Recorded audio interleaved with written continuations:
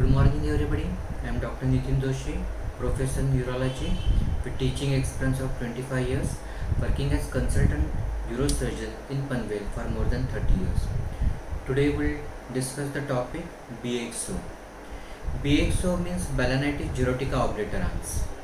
Lichen sclerosus is a preferred term than previous term BXO. It is a chronic inflammatory disorder of skin of unknown etiology. Lichen sclerosus atrophicus of skin is a chronic dermatosis, and as name implies, it mostly involves glans penis and inner prepuce in males. It is described in people of all ages from infants to elderly and present even in both sexes, that is males and females. Peak age in females is bimodal, that is before puberty, and second peak postmenopausal. In men, peak age is middle age, that is 30 to 50 years. It has predilection for genital skin, that is in case of males, foreskin, prepuce, penile skin, scrotum, perineum and perianal skin, while in females show involvement of vulva, perineum and perianal skin.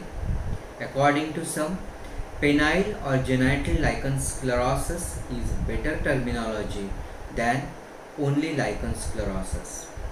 About 15 to 20% of patients with genital lichen sclerosus show extragenital involvement, mainly upper arm, shoulders and upper trunk.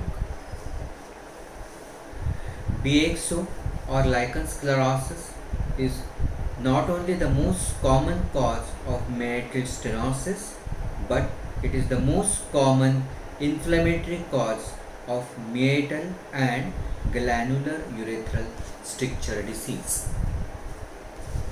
Lichen sclerosus is a scarring disorder characterized by tissue pallor, loss of architecture and hyperkeratosis. Most commonly involved sites in males are inner prepuce and glans penis. Inner prepuce mostly in case of uncircumscribed male. Onset is insidious. Etiology is unknown. A number of etiologies, that is theories, have been proposed. They are 1. Infective etiology, 2. Koebner phenomenon, 3. Autoimmune theory, 4. Genetic origin, 5th. Reactive oxidative stress. These various etiologies contribute to sclerotic, immunogenic and carcinogenic process in lichen sclerosus. First, infective etiology. It is suggested that chronic infection with spirochete Borrelia burgdorferi is responsible for lichen sclerosus. So the organism is spirochete Borrelia burgdorferi. Second, that is Koebner phenomenon, means skin lesions which appear at site of injury. That is, skin lesions appear along the line of trauma. In this theory, it is proposed that patient with latent dermatosis, that is, this latent dermatosis is because of histological and immunological alterations, develop disease of lichen sclerosus as a result of stimulus of injury. Third, autoimmune theory. Studies have shown that men with lichen sclerosus have greater association with autoimmune disorders like diabetes, thyroid disorders, pernicious anemia, and patients with lichen sclerosus show presence of circulating autoantibodies. Fourth, genetic origin. As it is shown, familial distribution and presence of disease in identical and non-identical twins. Genetic theory has been proposed. The major histocompatibility complex, that is MHC, is a group of genes located on short arm of chromosome number 6. It codes for HLA antigens. These HLA antigens influence cellular and humoral responses, which in turn influence or determine susceptibility of an individual to inflammatory diseases. There are two isotypes of HLA molecules: HLA class 1, which includes ABC, and HLA class 2, that's DR, DQ, DP. Studies have shown that association of lichen sclerosus with HLA class 2 antigens, specifically DQ7, DQ9. Fifth theory, reactive oxidative stress theory. Normally, there is a physiological balance between free radicals and antioxidant substances in a cell. This balance is maintained by antioxidant enzyme systems, which include copper zinc superoxide dismutase and manganese superoxide dismutase and catalase. Both enzymes, that is copper zinc superoxide dismutase and manganese superoxide dismutase, convert anions oxygen into peroxide, that is hydrogen peroxide H2O2, using oxygen and hydrogen at substrates. This hydrogen peroxide thus formed is divided into water and oxygen by enzyme catalase. When this equilibrium is disturbed, reactive oxidative stress occurs. So, this equilibrium or reactive oxidative stress occurs whenever there is increased free radical formation in the cell, or deficiency of antioxidants in the cell, or both. This reactive oxidative stress causes injury to DNA as well as structural proteins as well as structural lipids of cell membrane. Pathophysiology.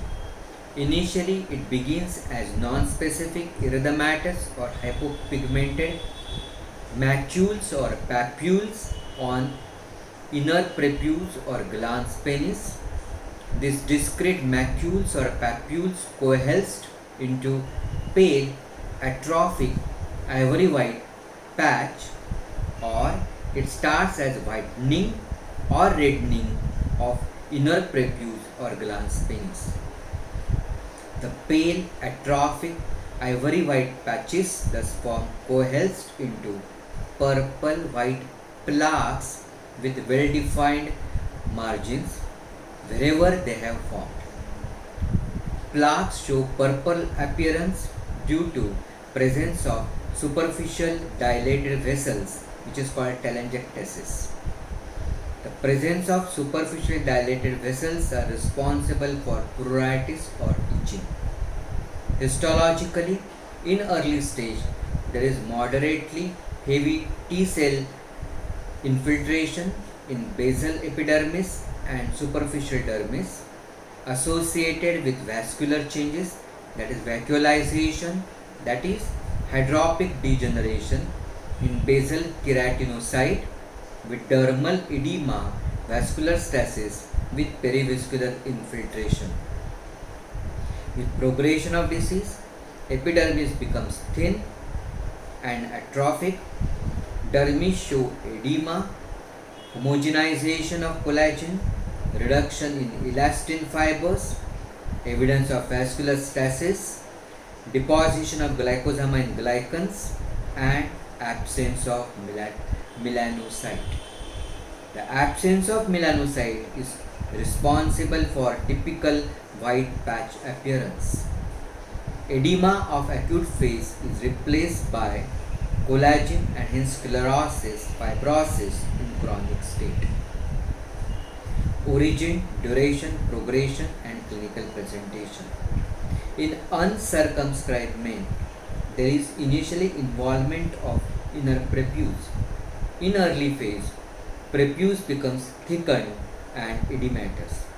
In later phase, due to sclerosis or fibrosis, development of adhesion of inner prepuce with glans penis. thus difficulty in retraction of prepuce or inability to retract prepuce totally, that is phimosis. Foreskin becomes thickened, indurated and shows typical sclerotic white ring at tip of prepuce on attempt at retraction, and this is responsible for difficult in erection or painful erection or difficulty in intercourse. Due to phimosis, that is inability to retract prepuce, there is a formation of closed preputial sac. So it acts like closed compartment. Thus accumulation of desquamated cells in this closed compartment.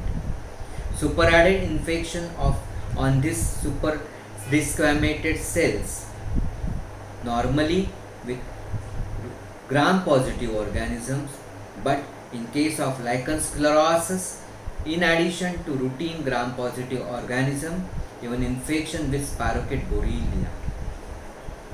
This results into chronic infection, irritation, inflammation and squamous metaplasia, thus resulting into squamous cell carcinoma of penis. Hence, lichen sclerosus is pre-malignant condition not only for squamous cell carcinoma of penis in males but also in case of vulva in females. Studies have shown that patients with lichen sclerosus on long-term follow-up, about 3 to 9% of patients develop squamous cell carcinoma of penis. It was particularly seen in subset of patients with carcinoma of penis who are not associated with HPV, that is human papilloma virus infection. Association of lichen sclerosus with squamous cell carcinoma of penis has been actually underestimated.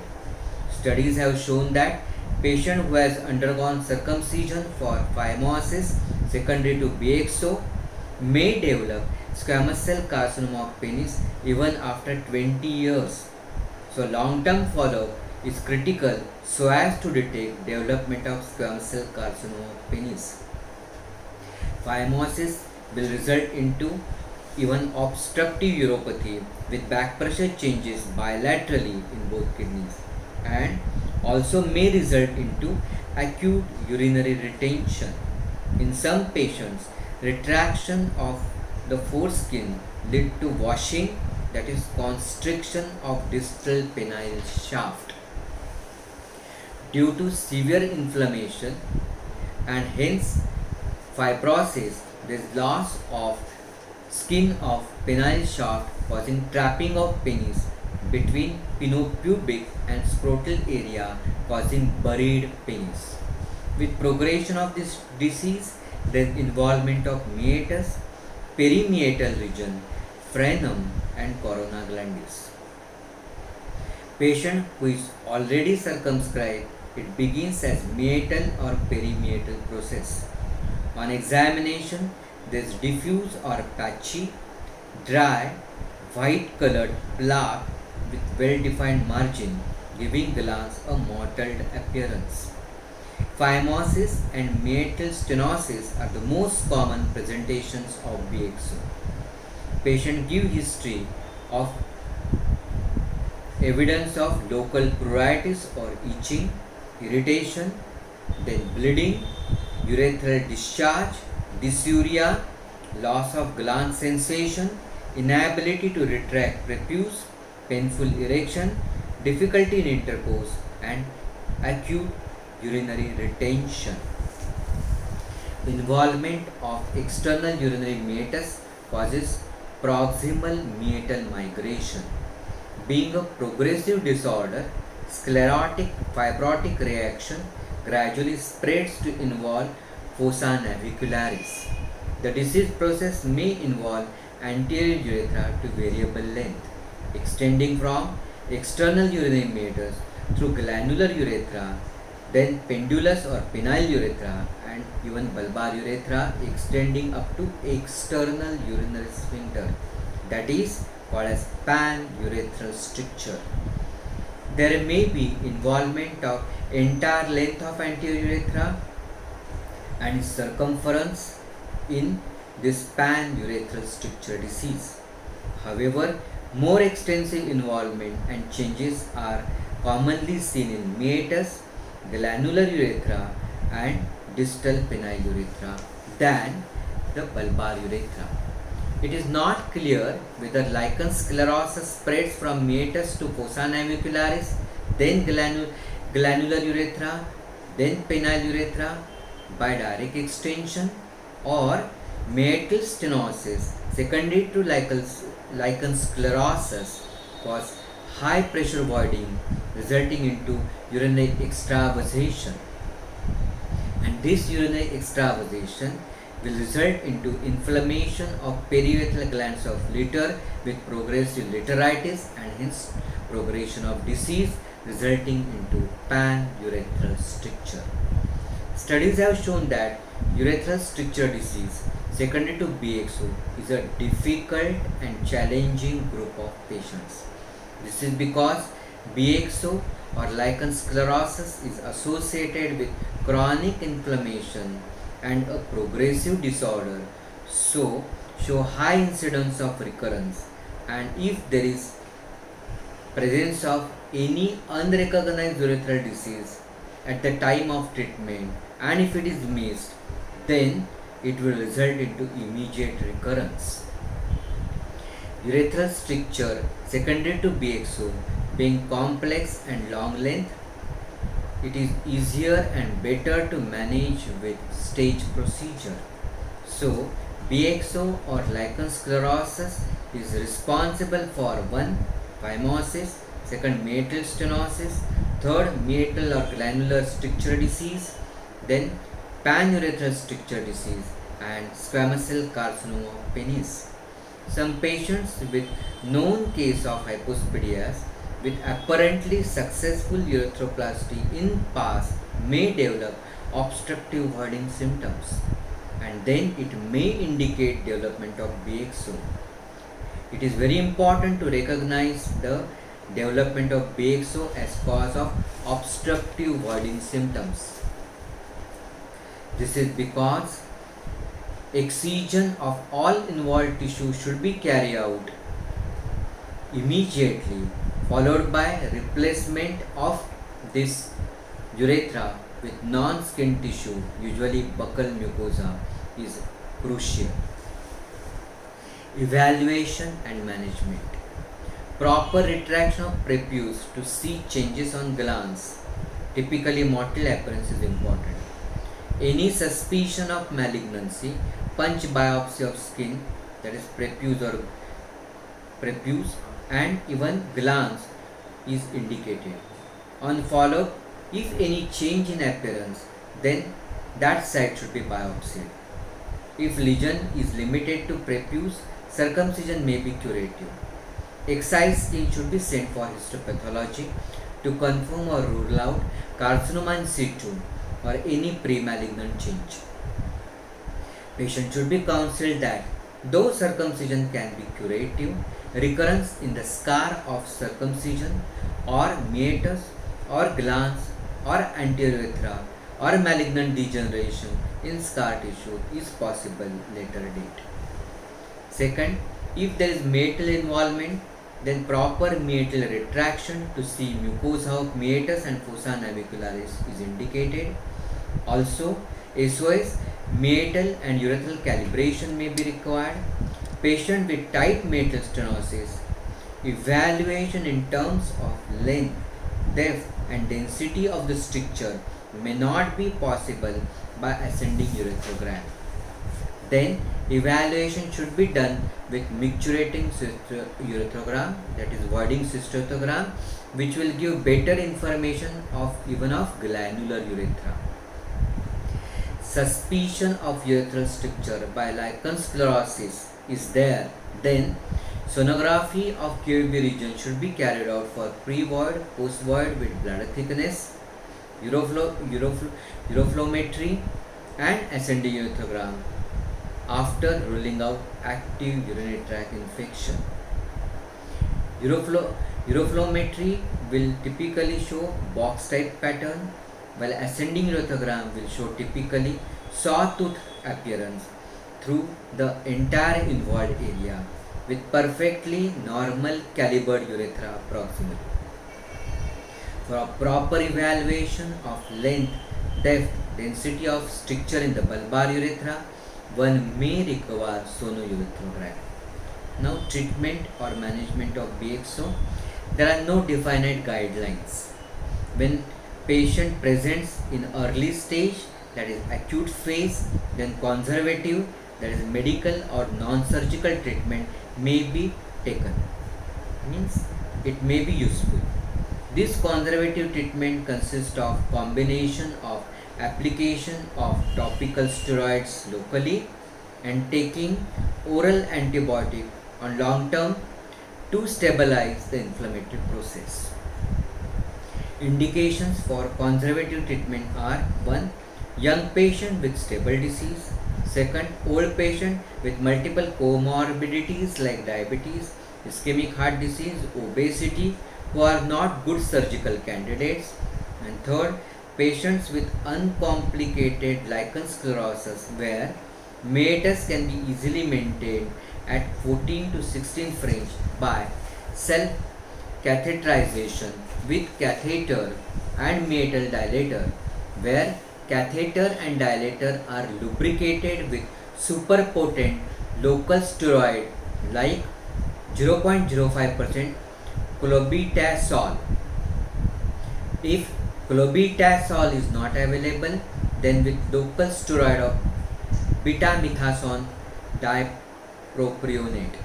The protocol of application of superpotent steroid locally with clobetasol propionate cream is: it should be applied 2 to 3 times per day to prepubescent glands for 6 to 8 weeks with initiation of oral antibiotic treatment. Lesions are reassessed after 2 to 3 months. After 6 to 8 weeks, same steroid is applied but with less frequency, that is application of clobetasol on alternate day. With this, if good response, then even reduce the potency of steroid, that is instead of 0.05% clobetasol, one can use 0.01% mometasone cream and even reduce the frequency of application of local steroid, now only once or twice a week. However, on follow-up, if there is no improvement after application of the local steroid for 6 months, then stop the application of local steroid. Rationale behind taking oral antibiotic even long term along with application of local steroid is that there is always possibility of secondary infection of inflamed tissues. Long-term antibiotic course is given with tetracycline or erythromycin based antibiotics. Both doxycycline and fluoroquinolines share the property of accumulation of excellent concentration of drug in tissues. One study has shown that if inflamed status of tissue does not settle down with combination of topical steroids and oral antibiotic course, then lesion should be biopsied. Note, there is no role of oral corticosteroid in the treatment of lichen sclerosis. Topical calcineurin inhibitors being immunomodulator can be tried. This is to avoid late onset atrophy and further damage to already thinned and fragile skin as result of disease process of lichen sclerosis, and maybe even after application of local steroid ointment for long period. Now comes the surgical treatment. 1. Circumcision. 2. Repeated meatal dilatations. 3. Meatotomy. Then meatoplasty, urethral reconstruction by single stage or stage urethroplasty, and 5th, perineal urethrostomy. Perineal urethrostomy is the last option in patients with complex severe stricture disease. This is because perineal ureterostomy is technically straightforward as proximal bulbar urethra in most of the patient is spared and posterior urethra is never involved in disease process of lichen sclerosus. Now circumcision. It is used for lesion on the prepuce or for phimosis, and if the lesion is restricted only to prepuce or foreskin, then circumcision can be curative. However, it may recur in the scar tissue or glands. Biopsy specimen should be sent for histopathology. After circumcision, when glans is exposed, if there is presence of any suspicious looking lesion which are firm, raised, erythematous, then they should be biopsied in addition to circumscribed skin for histopathology. Repeated meatal dilatation may help to maintain the caliper adequately to pass the urine without obstruction. It will just help to buy the time, but never it is curative. Third, that is meatotomy. The results are not lasting results. Due to Koebner phenomenon, there will be recurrence, and so rather than meatotomy, one may require meatoplasty. If development of meatal stenosis is in elderly age group with various comorbidities, one may perform only meatal dilatation or even meatotomy. However, if there is development of meatal stenosis in young fit patient, then rather than meatotomy, one should perform meatoplasty with buccal mucosa graft. Being lichen sclerosus a chronic skin disorder, free skin graft either from genital or extragenital area should never be used for urethroplasty, as disease process is likely to recur even this free skin graft, thus resulting into recurrence of stricture disease. Whenever there is meatal or perimeatal involvement by lichen sclerosus, more aggressive therapy is required, as disease process is likely to progress to produce pan-urethral stricture disease. Also, studies have shown that early diagnosis and prompt treatment of meatal and glandular stricture will prevent further progression of disease to produce pan-urethral stricture. Thus, development of pan-urethral stricture can be prevented. In case of glandular and distal penile stricture disease, one may be able to perform single stage urethroplasty if the urethral plate is salvageable. Then, after taking circumscribing incision so as to deglove the penis up to pinoscrotal junction, urethroplasty is performed by augmenting the native urethral plate with free graft of buccal mucosa by dorsolateral only. However, if urethral plate is too bad, disease, pathological, non-salvageable, then one requires stage repair.